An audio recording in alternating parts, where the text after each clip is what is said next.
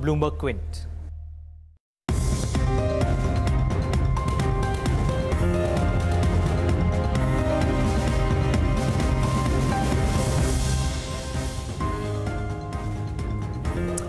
Thanks for joining us on lunch. This is Bloomberg Quint. I'm Harsha Subramaniam. The headlines at this hour.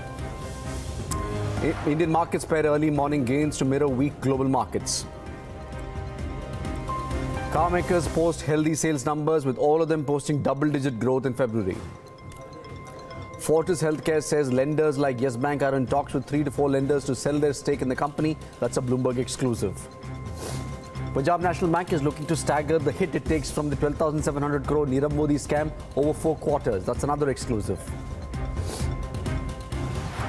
We'll get to that in a moment, but quick check on how the markets are faring. Global factors are really working on the mind of the market today.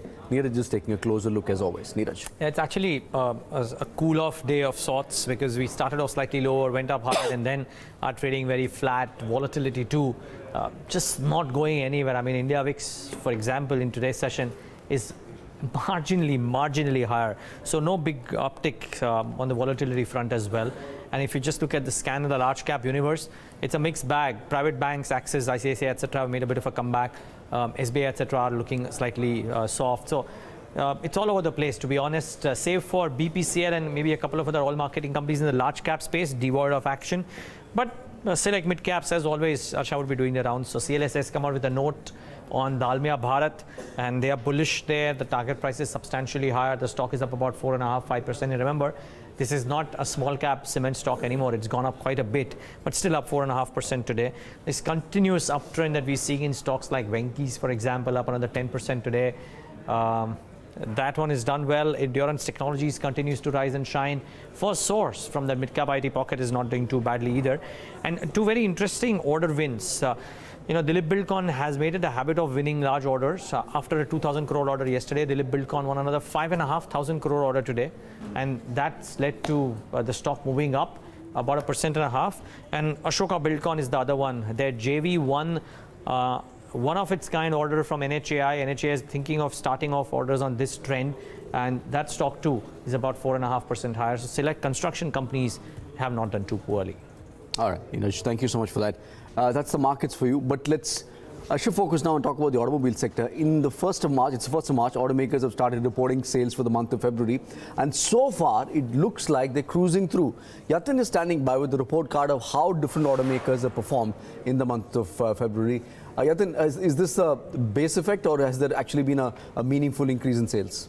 Well, I would put it that way. It is both, not only the base effect, but, the demand on the ground is also looking robust. From Maruti Suzuki to Bajaj Auto to Ashok Leyland, everybody is reporting numbers which are slightly better than the street expectations. In fact, if you look at Maruti Suzuki, they came out with a strong set of numbers. Total sales up 15% to come in at 1.49 lakh units, better than the expectations.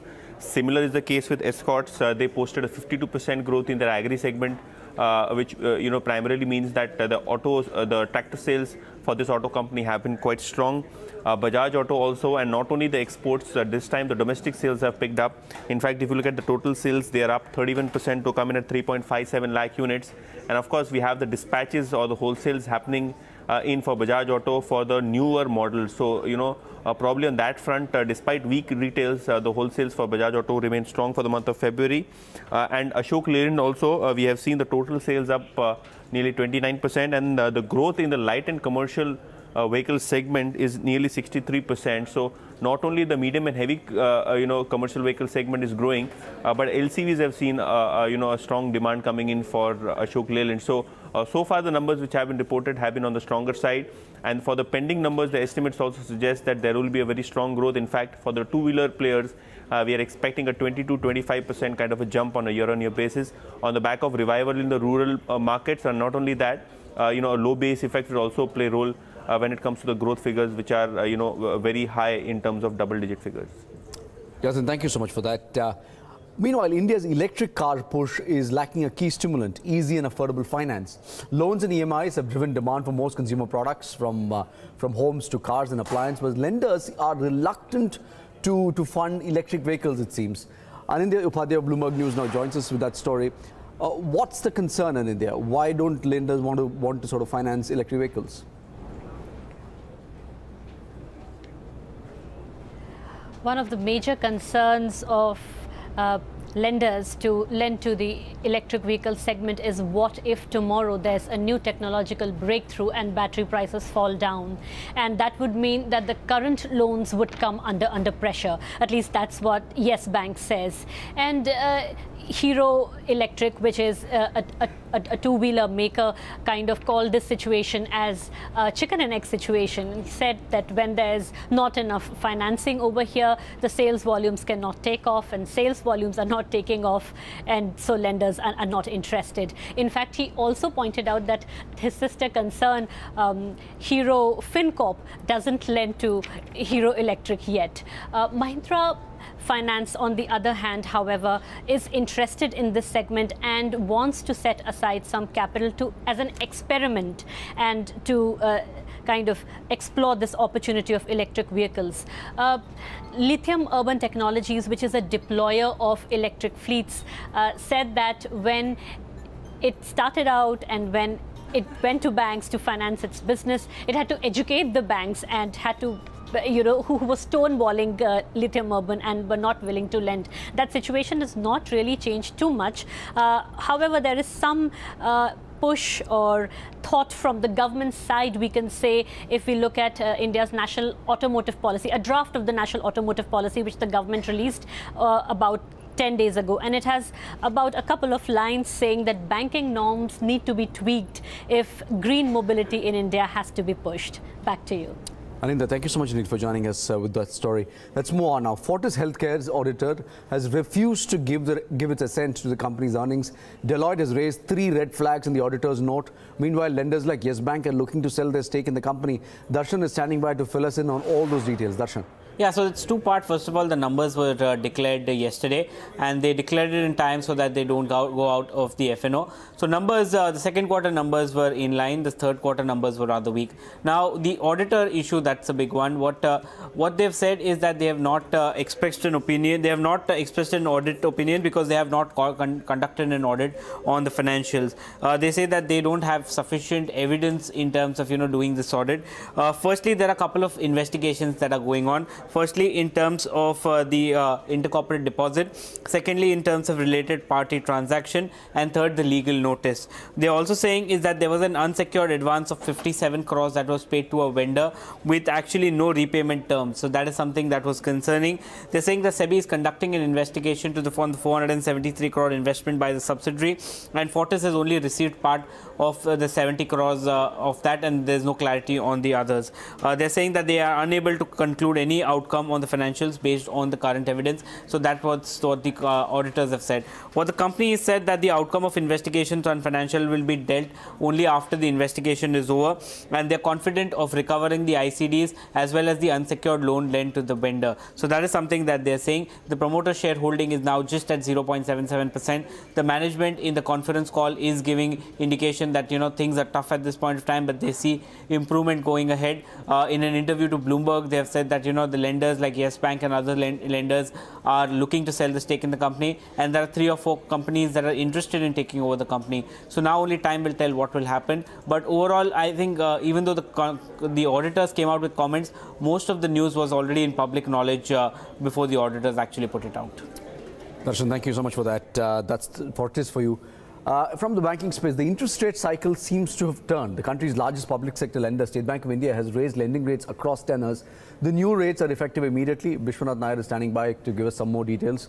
First one off the block. Well, not really. We've seen some of the other larger lenders like an HDFC Bank or an Axis Bank also announce, 10-15 basis point increase. But SBI's increase is slightly, on the higher side. It's about 10 to 25 basis points. That's the rough increase they've introduced today, and this is effective immediately.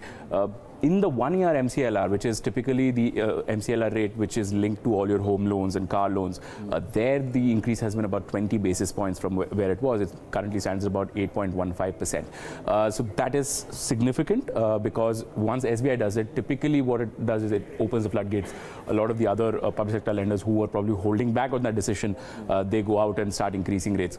understandable because overall the systemic liquidity has been in the deficit mode. We've seen now we're close, almost there, almost around November 2016 levels, pre-demonetization levels. After demonetization, they had a lot of flush funds with them because of all the high CASA deposits.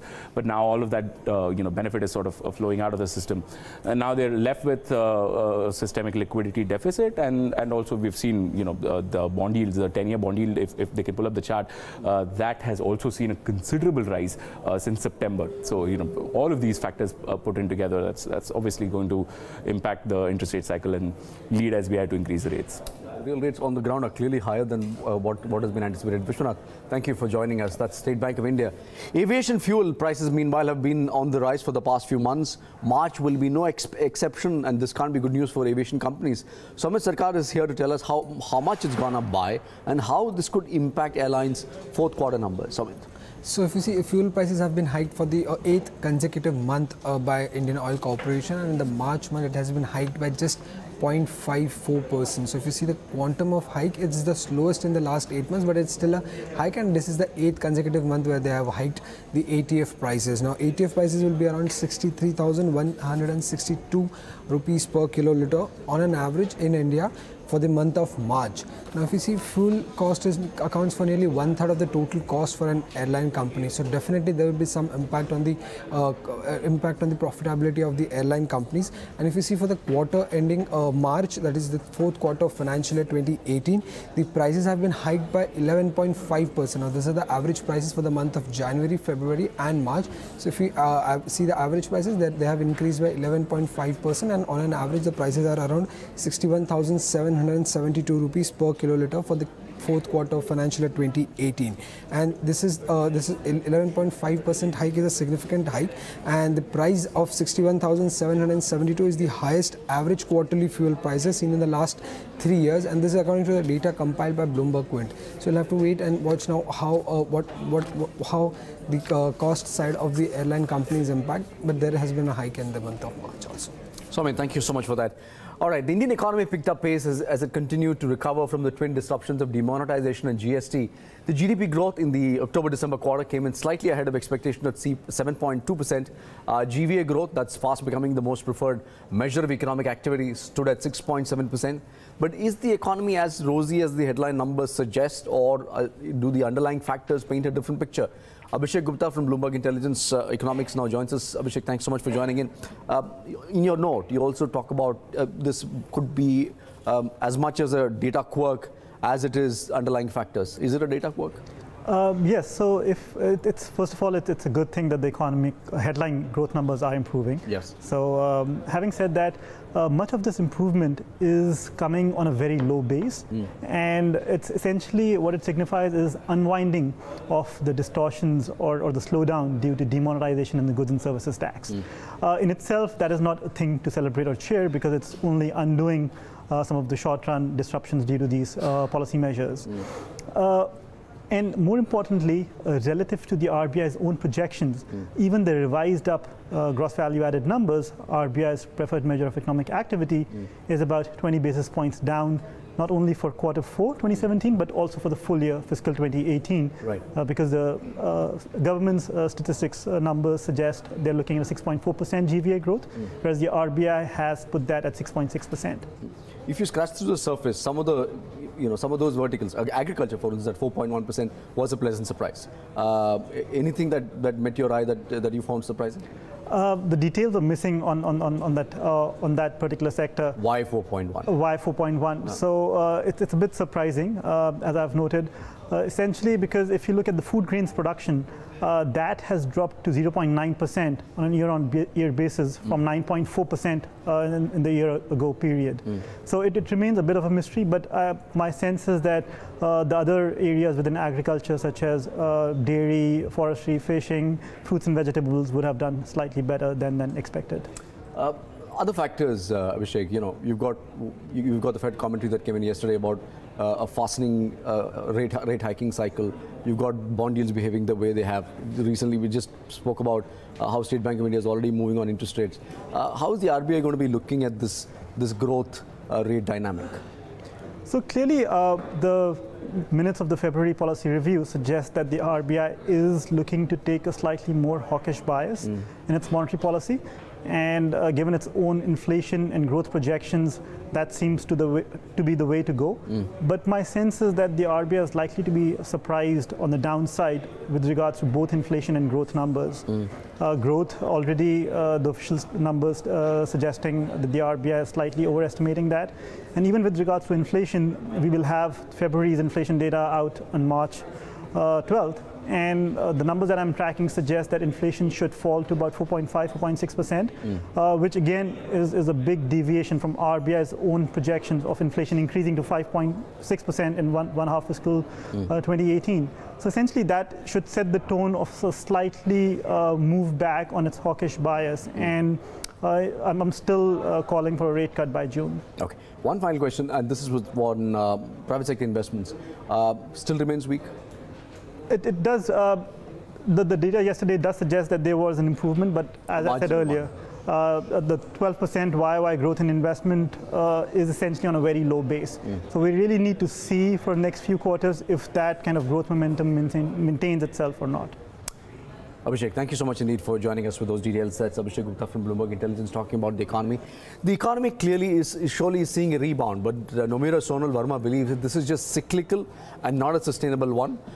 She spoke to her earlier today, where Sonal believes that while the consumption story is turning soft, what's encouraging is the rise in fixed capital formation. Listen in. The headline surprise actually, to our mind, and at least relative to our expectations, came on account of the pickup in agriculture growth. But actually, we've been flagging for quite some time now that a cyclical recovery is already underway in India, and non-agriculture GDP growth is going to pick up. So we weren't surprised actually with the pickup in non-agriculture GDP growth, but agriculture coming in at 4.1 clearly pushed headline above 7% on the GDP side, and that came in as a surprise, but not surprise otherwise on the underlying cycle. The private consumption slowdown, Sonal, isn't a flash in the pan, right? I mean, the trend seems to be on the way down, Q1 on to Q3, or rather the last 4 quarters, if I look at the readings. What do you make of this? What could be the possible causes? And does this have the legs to actually slow down even further? Because, I mean, from an equity market watcher's perspective, almost everybody talks about private consumption as being the driving force behind how the earnings for some of the listed companies could be like. It's been exactly the opposite. In the last 1 year, it's been private consumption that's been slowing down, and fixed investments which have been picking up. So it's actually has been quite contra to the perceptions we have. My suspicion is that the moderation we have seen is probably more driven by the urban side of consumption, because rising fuel costs, rising inflation does have an adverse impact on real disposable incomes, and maybe that has had some adverse impact on the discretionary side of spending. There was obviously the after effects of demonetization that played out in the last 2-3 quarters. Now it might be more the moderation in disposable incomes that's playing out. I am a bit surprised with the strength we are seeing in numbers like tractor sales, which tend to be representative of rural demand, because that's coming along with signals we see such as real rural wages slowing down. All right, let's move on to some news coming in from Fortis. In fact, the management of the company now joins us on the phone line. Mr. Bhavdeep Singh, CEO of Fortis Healthcare, is joining us. Mr. Singh, thank you so much indeed for joining us. Also with me is Yatin and Darshan from our research team. If I can just kick this conversation off, Mr. Singh, clearly there have been some reservations expressed by the auditors. If you could begin this conversation by telling us your response to what the auditors have said. So good afternoon. Thank you very much. Look, I guess a couple of things I'd say about the audit. Number one is the accounts were signed. I think there was a lot of noise in the past about Deloitte not signing Q2, etc. We had delayed results for Q2 and Q3, but the results were signed. That's number one. Their concluding statement references the fact that there are 2 or 3 things that, in light of which, and and the potential materiality of those 2-3 things, that because they don't know the impact of them, they cannot comment on the statements because of the potential impact. But having said that, they have signed the accounts, and I think that's an important statement, whereby we've been able to release our results. There is a company-initiated, a company-mandated investigation that's come through our audit committee that's been initiated. And in addition, as you're probably well aware, SEBI is also looking into the matter. And we believe that what the companies requested through the audit committee and SEBI, whatever investigation, whatever it might yield, we're certainly not only cooperative but very supportive of it, because we believe that anything we find which will help us become a better company and help us to do a better job is good for the organization, it's good for our patients, it's good for our employees, it's good for all of us. So I think where we are today is we look forward to the investigation being completed so we can close all the matters and move forward. We'll take it from there, and we go back to focusing on our patients, which is what we do every day. Okay. Good afternoon, Mr. Singh.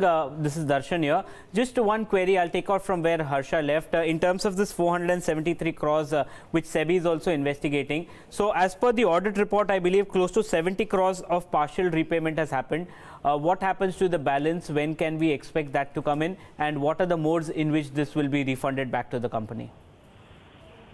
You're breaking up badly, and I couldn't hear the last part of it. I did hear the first part. As has been shared in the past, we are working on a repayment plan that's been committed to us by the end of Q1. And at this point, we have no reason to think that it won't come in. So we certainly believe that it should be coming to us by the end of June. Okay, but why was this done so late? Because the companies that were lent to initially, they were not subsidiaries, but then they became subsidiaries of the company. So in that case, why was this reported so late? Why was this not taken up earlier? So there is, as has been mentioned, there was a change in the shareholding pattern of these entities. At which point in December, they became related parties. I think beyond that, quite honestly, look, there are a couple of investigations going on. I think they'll yield all the facts. Not a whole lot more that I can comment on it. I can tell you that as a matter of process, companies all over the world, good companies, very good companies, blue chip companies, at different times lend money to different places from an interest perspective or what have you. We did the same thing. There's some issue that potentially has come up. We have an investigation. We look forward to getting to the bottom of it. And in addition, we look forward to a full repayment plan by the end of the first quarter. Okay, I take your point. I just want one query. In terms of these companies, what is the financial backing? What are the major assets that these companies have that, makes you confident that, this money will come in? And since now that the Singh brothers are no longer promoters, will there be additional pressure put on them to get this repayment done? Look, anytime any organization lends money, whether forget about organization. If I lend money to a friend, and if I, the first thing I say is, does this individual have the ability to pay it? So there's a testing that's done. There's a routine testing that's done, and by basis which these loans were given. Now, as far as the Singh brothers, quite honestly, it's a question you'll have to ask them with respect to where they are and what they're doing. The assurances given to us has been that the funds will come back, and again, as I just mentioned earlier, we certainly expect that to be the case. But anything from a Singh brother perspective, I think best to ask them those questions directly. Okay. Bhavdeep, this is Yatin joining in the conversation. If you could, tell us now, since a 3-member committee is running the company, and you have been talking about that there are potential 3-4 suitors who are looking at some kind of a strategic tie-up or buying out the company. So, is the committee now empowered to take decisions in terms of capital raising, in terms of roping in strategic players, or probably looking at some merger or some kind of a equity transaction with healthcare companies or private equity players? Have you already started engaging with such parties? Look, the committee that you're referencing is part of the board. Ultimately, the decision making for those types of things are a board, typically driven by board mandates, and so that's no different. I think the purpose of the committee is that in any organization, where you have an executive chairman and there are executive responsibilities around it. It's those executive responsibilities that have been transferred to this committee, not the entire board mandate. So I would tell you that from any possible engagement with a potential investor, those discussions are continuing. Management plays a key role in that, determining what's right, and in great part, whatever ultimately is done by, in a case like this where we're thinking about what does the future look like and what kind of partnership do we have, management certainly would play a role in recommending or not recommending something. But the committee is the authority and responsibility of the executive chairman, which no longer exists. But beyond that, the board continues to perform the role that's always performed.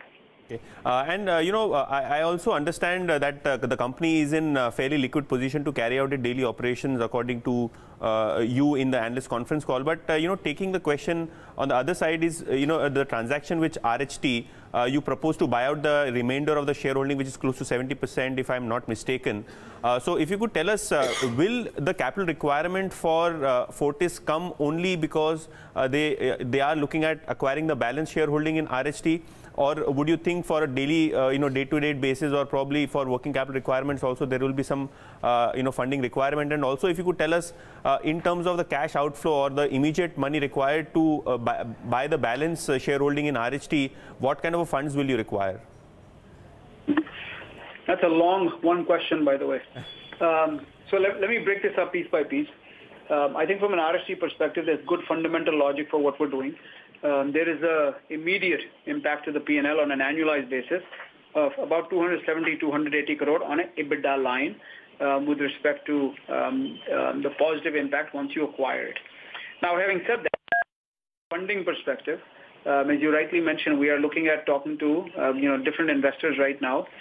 It certainly makes the asset more desirable. I think as a standalone, not my opinion, by the way, but by virtue of what we continually hear, we are a very desirable asset. There's a tremendous amount of interest in Fortis, and people want to be affiliated and want to partner with us.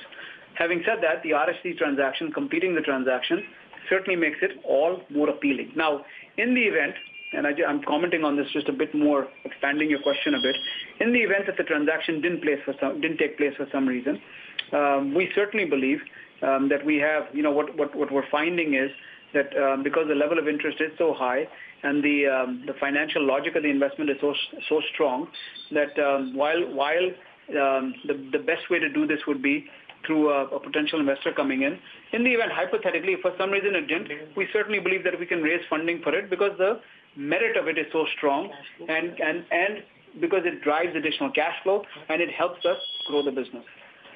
Bhavdeep, one quick question on the debt holders and bankers of RHT. What I can see from RHT's website is that there have been certain covenants which has been invoked by the lenders, because of the changes which happened in the shareholding of the parent, which is Fortis Healthcare. It dropped below the threshold 35%. So in that case, a lot of lenders can recall their debt. So is there any, notice, or is there any kind of communication which the trustee holders or the bankers of RHT have communicated to Fortis Healthcare? Because what I understand is there have been a lot of debt pending, and more importantly, there is a certain pending amount as trustee fees that you need to pay to RHT, which is again outstanding. So there are a lot of complexities between Fortis Healthcare and RHT and its debt holders. So if you could clarify as to what exactly is happening, and is the trustee manager and your company in touch with the bondholders and the bankers? So look, there are, he said, by virtue of the shareholding pattern from promoter side, there are some things that crop up. There's nothing here that's material. There's nothing here that's going to impact the transaction. I think in terms of how they're looking at it and how it impacts them, I think it's really a question for them. But there's nothing that's been brought to our attention. There's been no further notices, anything. We are aware that certain things kick in by virtue of the shareholding change, but there's no impact, A, to the transaction, B, to the relationship, and C, what we do going forward. Now, if there's any static on their side, probably a question better for them to answer, but we don't see anything there. We see this whole RHT piece as a huge piece of our success story going forward. The RHT structure was set up at a time when the expectation was that we would be growing by this much, we'd be international, national, the whole bit. Quite honestly, right now it's more like a big ball around our neck right now, and the quicker we can get rid of it, the sooner we can start running. I just have one question on RHT in terms of the shareholding pattern. You own close to 29% stake. Who are the major other shareholders, and do the Singh brothers own any personal stake in RHT? Negligible. The Singh brothers holding, if it is, and I don't know, but my comment would be if it is, it's negligible. But quite honestly, beyond that, from a shareholding pattern, wo to unko puchna padega. You'll have to check with them. I think that I imagine it's readily available. I'm sure you guys can find it. So the money that Fortis will pay up for RHT, who exactly will get it? Who are the large shareholders who will get this money? Again, I think if you can, this is not information that I have at my disposal, but again, I'm sure it's readily available. And talk to me about Fortis. I hopefully have a lot of answers. RHT, unke saath hi baat karni padegi. So thank you very much. I apologize. I need to run another call. Bhavdeep, just one final question from my side. Since there is a sunset date which is set for buying out the remainder holding of RHT, in terms of funding, if you pass all the resolution, it will take 6 to 8 months. So do you think if any strategic shareholder comes in or any strategic investor comes in, the transaction possibly could happen within 1 month, since you are in urgent need of funds to probably look at the balance holding of RHT? So one is we're not in urgent need of funds. We any good business does. I think that if an investor comes in, could the transaction happen sooner? Yes. Could it happen in a month? Highly unlikely. But it could, yeah. I mean, could it happen sooner? Sure, it could. But I don't see. I don't see myself having a call with you in 4 weeks to talk about the completion of the transaction. Thanks, Bhavdeep, for taking out the time and speaking to Bloomberg. Thank you very much. Thank you, folks. Bye bye. All right, that was Bhavdeep Singh from Fortis Healthcare, sort of allaying concerns on the market. Several questions remain unanswered. Yatin, Darshan? I think we had to ask more, but I think he was in a rush to. But I think he didn't answer much on RHT. And he's right, because he doesn't.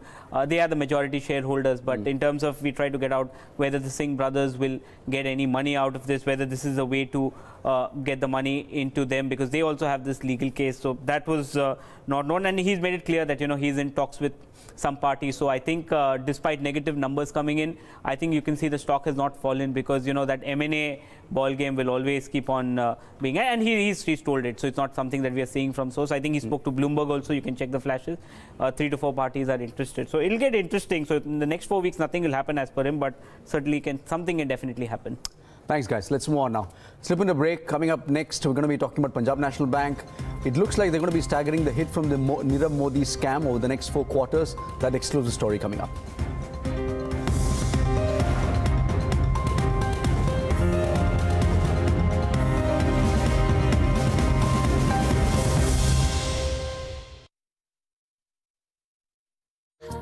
बढ़ते समय के साथ बढ़ती सुरक्षा का वादा।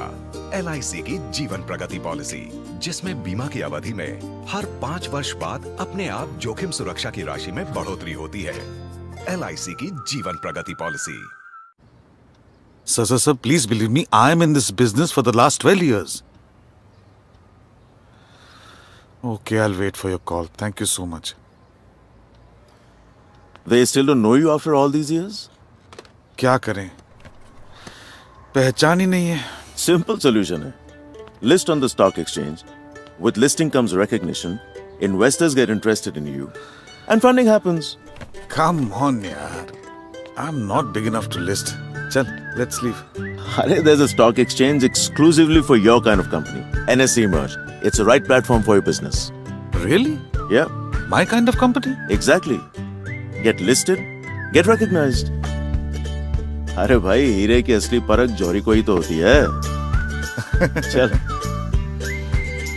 NSE Merge, साथ हमारा, सफलता आपकी। The SME Growth Platform from India's largest stock exchange. On 26 November 1949, the Constitution of India was adopted, recognizing liberty, equality, and fraternity as the principles of life, which cannot be separated from each other. The government of Karnataka has imbibed the ethos of the Constitution by developing programs and policies aimed at creating a socially, economically, and politically just society. Karnataka's flagship programs such as Maitri, Annabhagya, and Arivu have created an equal opportunity platform for all, irrespective of their gender, economic, or social status. Karnataka is committed to encourage education through various welfare initiatives, ensuring equal status for women and empowering minorities to uphold every individual's dignity. In the last 4 years, Karnataka has formed 462 new Gram Panchayats, which has taken the principles of democracy to the grassroots levels, and our Progressive Vision 2025 document engages public government participation to build a better state for all. Karnataka's collective vision to endorse fraternity, justice, and equality has transformed into Karnataka's model of development, which is based on the tenets of the Constitution. White shirts, कितने plain और simple. Fog scent, plain और simple white shirt को बना दे special और fashionable. Fog scent, new fashion wear for men. You need a lot of patience into the next industry cycle. Short-term pains for long-term gains. Buying is complicated, selling is 10 times more complicated. If making money for investors were an art form, these folks would be maestros. Statistically speaking, there is likely to be a big drawdown sometime in the next 6-12 months. Is it much more difficult getting stocks right now? I think that is the basic nature of investing. Equity reflects the future earning potential. Circle of competence, one of the most important concepts in investing. Biggest risk that investor takes is when he pays the highest valuation at the highest margins. Get in on a conversation on the art of investing with India's top portfolio managers on Alpha Moguls. Thursdays, only on Bloomberg Quint.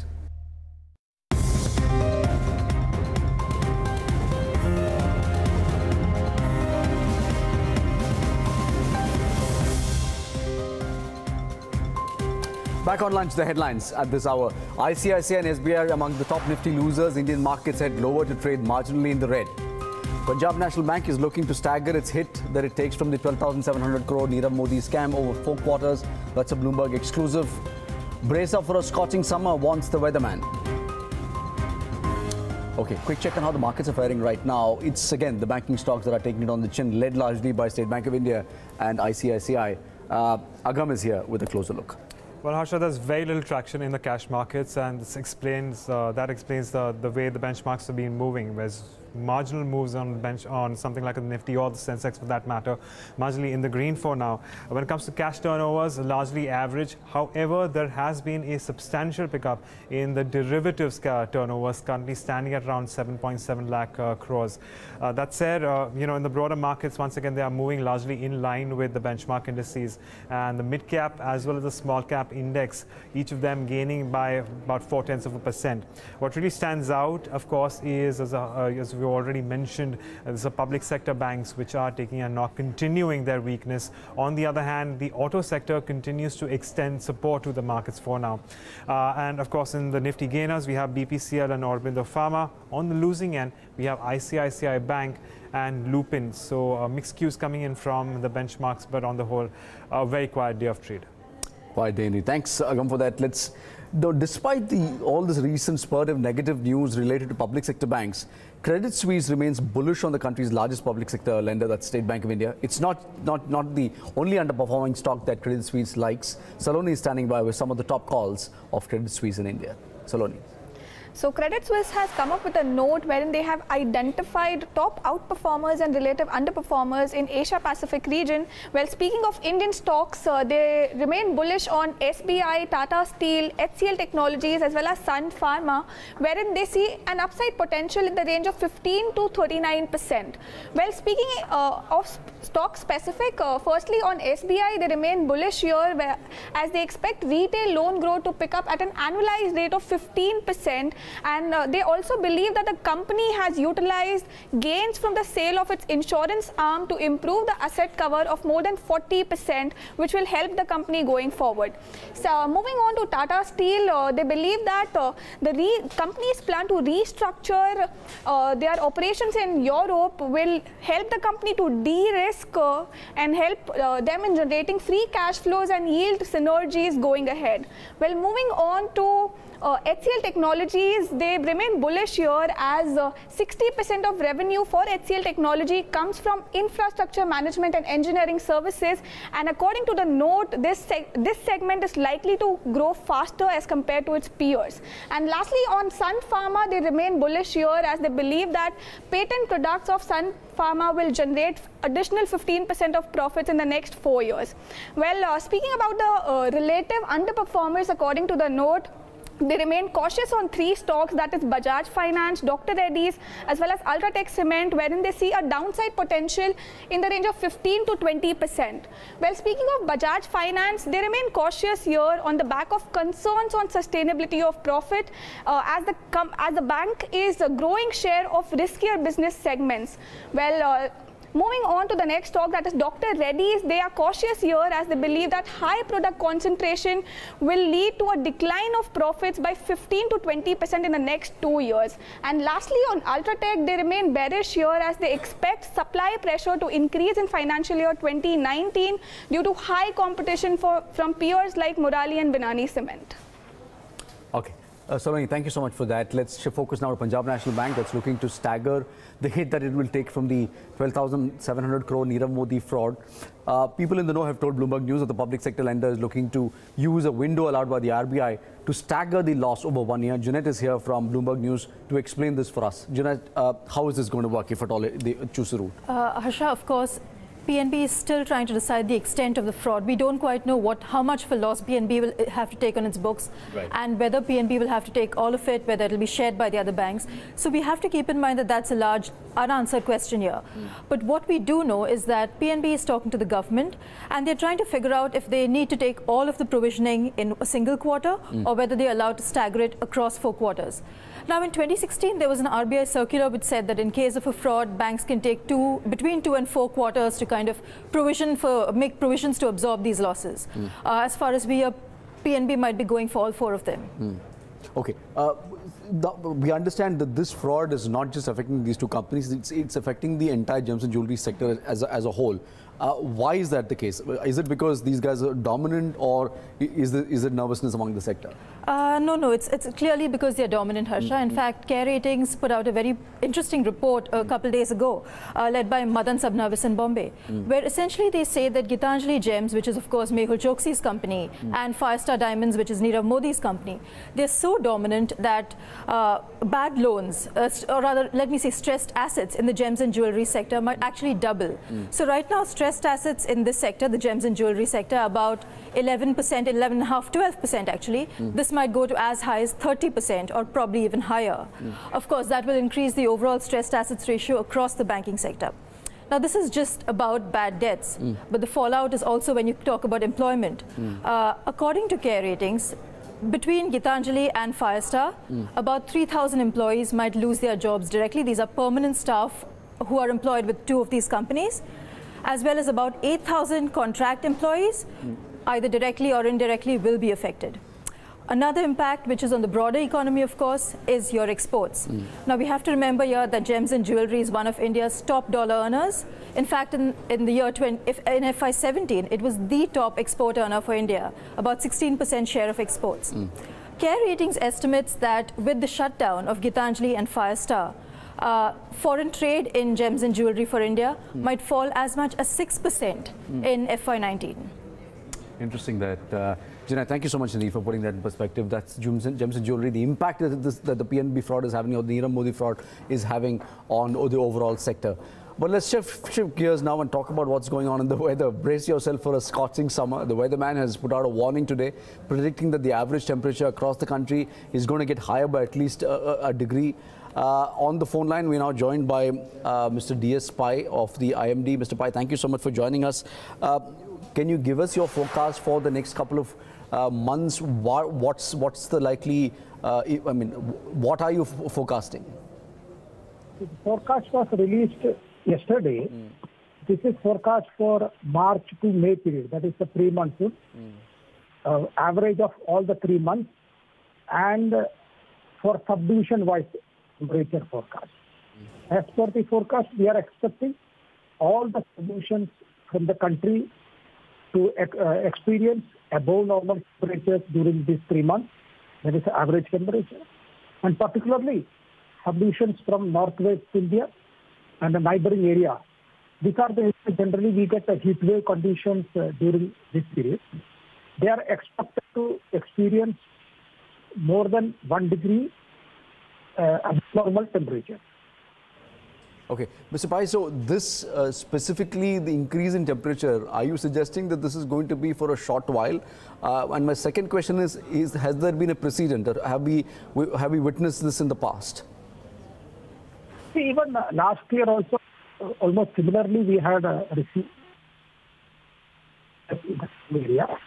And it does not mean that every day their temperatures will be, heat wave conditions will be experienced. It only says that if you average daily temperature for these 3 months, it will be above normal. So during this season, there can be days when temperature, heat wave conditions may be there. There may be normal days, or even sometimes temperature may be below normal. But this is average of 3 months. So in order to have a forecast for a daily forecast or a weekly forecast, in addition to the seasonal forecast, IMD also prepares extended and short-range forecasts. So you should take advantage of those forecasts also to get a better idea for changes day to day. All right, Mr. Pai, thank you so much for joining us with those details. That's the weatherman saying that brace yourself for a scorching summer. It's going to be much hotter this summer. All right, let's shift focus back to the markets. He manages one of India's largest fund houses. He's got some really interesting contrarian calls right now. Bloomberg caught up with Naren of ICICI Prudential Mutual Fund on our show, the Mutual Fund Show, and began by asking him his take on smaller mid-cap stocks and on small-cap stocks as well, and he sees a correction or if there are any attractive picks. This is what he had to say. I think clearly they've had such a fantastic run from 2013 September that I think the chance of a bigger drawdown in small and mid caps is very much there. Unlike large caps, where large caps, there have been so many stocks which have gone nowhere in the last 3 to 5 years, whereas in mid caps, almost all the stocks have gone up. So our view is that the risks in small and mid caps are much higher than the risk in large caps at this point of time. Okay, what about the earnings growth coming back in a big way? Does that give a cushion? And the reason I asked this to you, Naren, is that in 2008, for example, both the P and the E were trading at peaks. This time around, the P has gone up, but the E hasn't. Exactly. What if the E makes a comeback? So I think E makes a comeback is what I said is the reason why large caps is much safer. Okay. The reason is if you look at the sectors which have been responsible for poor E, bulk of them are large cap centric. So if you look at technology, they have not done well. If you look at financial services and banks, they haven't done well. And they're all a big constituent of the large cap benchmark rather than the mid and small cap benchmark, which is the reason we any day recommend large cap funds over small and mid cap funds at this point of time. Okay, a couple of market questions, Naren. You've made some very successful contra bets over the last 3 or 4 years. Two that I can think of at the top of my hat is your call on metals right at the beginning of the cycle. You guys were amongst the only ones to take a bet on telecom when it was being butchered down, and yeah, the returns have been good. What's the contra call that S. Naren is giving out right now, or thinking of right now, or enacting in his portfolio? The sectors which we are pretty positive about at this point of time are clearly power utilities, and I would say upstream oil, and I would say we have been telling the world that people should invest in credit funds on the debt side. These are the calls that we like from a, let's say, a year point of view or things like that. From a long-term point of view, we have been positive on the export industries because rupee has been stable for the past 4 years, which has actually hurt the export industries. So sectors like technology and pharma, we certainly like with a 3 to 4 year view. But is it a 1 year view or a 3 year view? I would actually bet it's a 3 year view. Okay, so where I can think your contra then is pharma, because most people are still talking about biding their times and waiting for clearer signals. You are going out and taking that bet on pharma? Yes. Okay, reasons being? Reasons being, if you look at it with 130 crore people, India itself is going to be a big market. And one of the normal things, if the way we look at it, is if there is a government policy which is coming and the market doesn't react to it. So there was a reasonably meaningful medical insurance scheme which was announced as part of the budget, which obviously would take time to operationalize, but it was a sector which didn't move. Normally on the whiff of a policy change, sectors go up substantially. So that's a sign that the sector has become value. When market doesn't respond to positive news in any sector, that is a sign of value for me, and which is why I like a long-term investment in pharma. Interesting.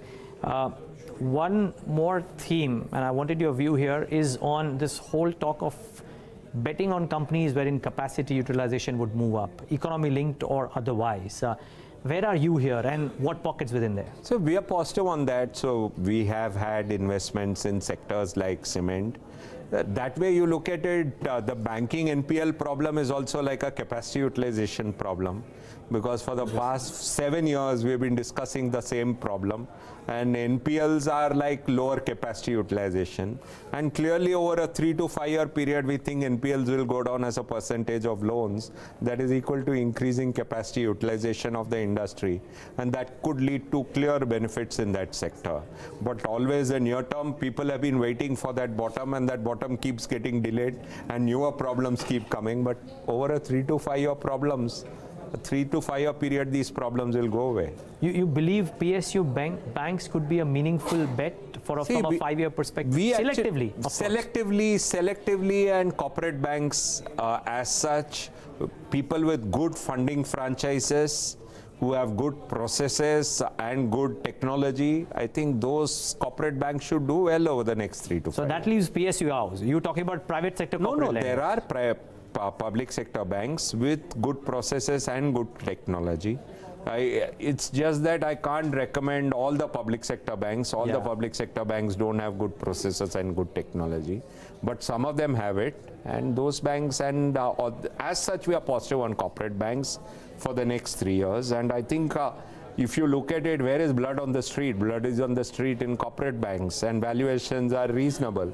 So given that it's a sector where there is implied leverage, I would say we are positive on the sector, but you can't make 100% of your portfolio corporate banks because it's a leverage sector.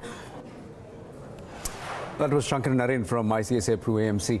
Out of time on the show. Thank you so much for joining us on lunch. Up next is Countdown.